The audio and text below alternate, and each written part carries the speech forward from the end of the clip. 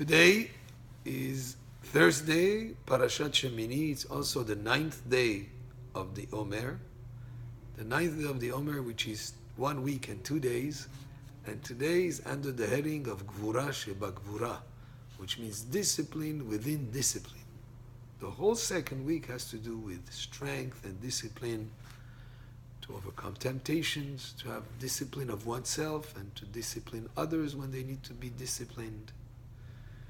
But today, the second day of the second week, is Gevurah shebagevurah, discipline within discipline, which means is our discipline measured? Are we being over disciplining others or ourselves, and therefore we need to reduce that measure of discipline? Or it could be the opposite. Are we under disciplining ourselves or others, which means we have to increase the strength or the discipline to make it in its proper measured amount? So this is the idea that is the heading of today for Gevurah shebagevurah on the 9th day of the Omer, discipline within discipline, measuring our discipline, so to speak.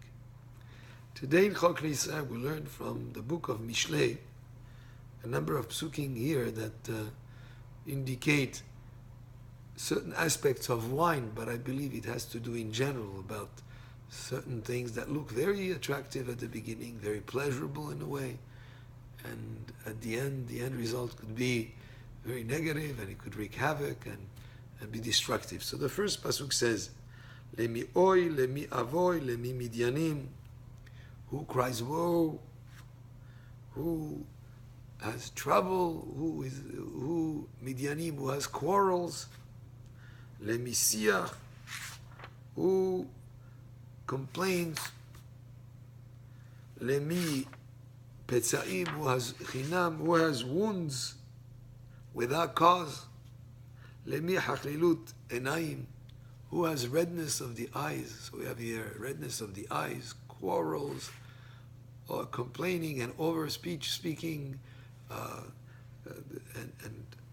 complaints and woes. Who has that? And the next pasuk, Lam acharim ala yain. Those who tarry long at the wine, they drink wine, not just a small sip, but they take a long time at drinking wine. Laba'im lachkor mimsach. Those who seek to find mixed wine of the best quality of wines. Al tere yain kit adam. Don't look at the wine kit adam when it is red. Kiten bakos eno. When a person puts his eyes on that cup, ithalech b'mesharim. Everything seems to him permitted at that point. In other words, as a person indulges in wine, as Rashi explains, all the sins, any transgression looks to him totally permitted. The wine makes things, whatever, permitted.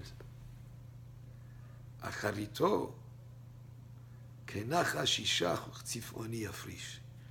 at the end, you'll be like a serpent, like a snake, that bites, and yafrish, either that bites or also yafrish, that will separate him from life. In other words, what seemed to be very pleasurable. Wine tastes good, makes a person, uplifts the spirits of a person, gives him this imagined level of happiness, and he does. Wine can make a person happy. But if it's not done in measure and in small amount, and if that pleasure that seems to be something that a person is really having joy with could actually eventually cause the person a lot of trouble. And a person has to have discipline. If today we're talking about discipline within discipline, the idea is to be disciplined and to be careful of the appearances of things.